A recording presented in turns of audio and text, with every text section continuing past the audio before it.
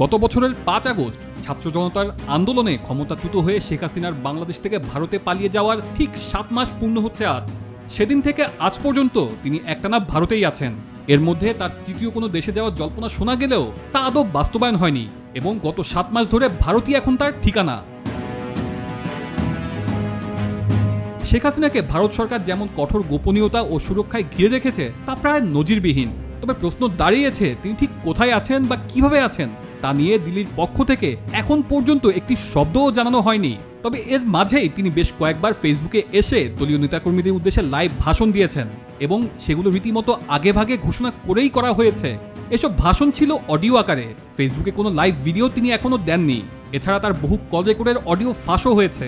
যদিও এসব ভাষণের সঙ্গে তাদের কোনো সম্পর্ক নেই বলে দাবি করছে ভারত সরকার, তবে ভারত অনুমতি দিয়েছে বলেই তার পক্ষে সোশ্যাল মিডিয়ায় এসব ভাষণ দেওয়া সম্ভব হচ্ছে বলে দাবি করছেন বিশ্লেষকরা।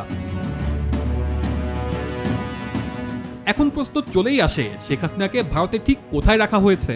ভারতে শেখ হাসিনার লোকেশন কি তা নিয়ে গুজব ও জল্পনা যেন শেষ নেই। ভারতে নামার পর তাকে সেখান থেকে সরিয়ে ভারতের কোনো আধা সামরিক বাহিনীর সেফ হাউসে রাখা হয়েছে বলেই জানা গেছে। এরপর বিভিন্ন সংবাদ মাধ্যমে তার অবস্থান নিয়ে নানা রকম রিপোর্ট বেরিয়েছে। একটা সময় এমন জল্পনাও তৈরি হয়েছিল যে মা ও মেয়ে বোধহয় এক শহরে একসঙ্গেই রয়েছেন। তবে ভারত সরকার তাদের অতিথির লোকেশন নিয়ে আজ পর্যন্ত সরকারিভাবে কিছুই জানায়নি।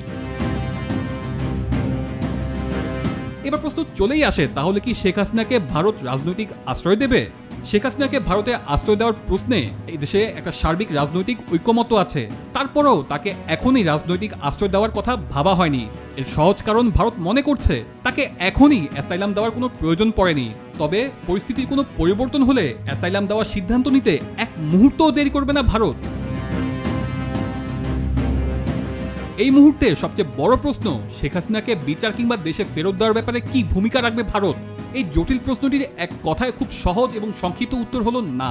শেখ হাসিনাকে বিচারের জন্য যাতে বাংলাদেশের হাতে তুলে দেওয়া হয় সেই অনুরোধে একটি নোট ভার্বাল আকারে অন্তর্বর্তী সরকারের পক্ষ থেকে দিল্লির হাতে তুলে দেওয়া হয়েছিল প্রায় ২.৫ মাস আগে।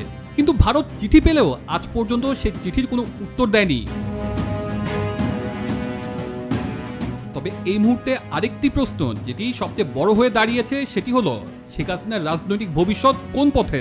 এটা ঠিকই যে শেখ হাসিনা বারবারই আওয়ামী লীগ সমর্থকদের উদ্দেশ্যে দেওয়া ভাষণে বলেছেন তিনি অবশ্যই একদিন দেশে ফিরবেন এবং তার নেতাকর্মীদের উপর যে অত্যাচার নিপীড়ন হচ্ছে সেসবের প্রতিকার করবেন।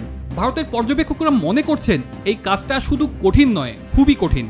তারা যুক্তি দিচ্ছেন, প্রথমত শেখ হাসিনার বয়স এখন ৭৭ পেরিয়ে ৭৮-এর পথে। এই বয়সে এরকম একটা কঠিন চ্যালেঞ্জ অতিক্রম করে রাজনৈতিক কামব্যাক করার নজির বিশ্বে খুবই কমই আছে। এছাড়া তার দলের শীর্ষ নেতৃত্বের হাল কে বা কারা ধরবেন সেই উত্তরও কারো জানা নেই। তবে বিশ্লেষকরা বলছেন দক্ষিণ এশিয়ার দেশগুলোর রাজনীতিতে অসম্ভব বলে কিছু নেই। ভারত সরকারও অধীর আগ্রহ ও উৎকর্ষার সঙ্গে নজর রাখছে বাংলাদেশের রাজনৈতিক গতি প্রকৃতি কোন পথে আগায়। সম্ভবত তার উপরে নির্ভর করছে এই হাই প্রোফাইল অতিথিকে নিয়ে ভারতই বা শেষ পর্যন্ত কি করতে চায়। তানজিলুর রহমান তুষার, বৈশাখী সংবাদ।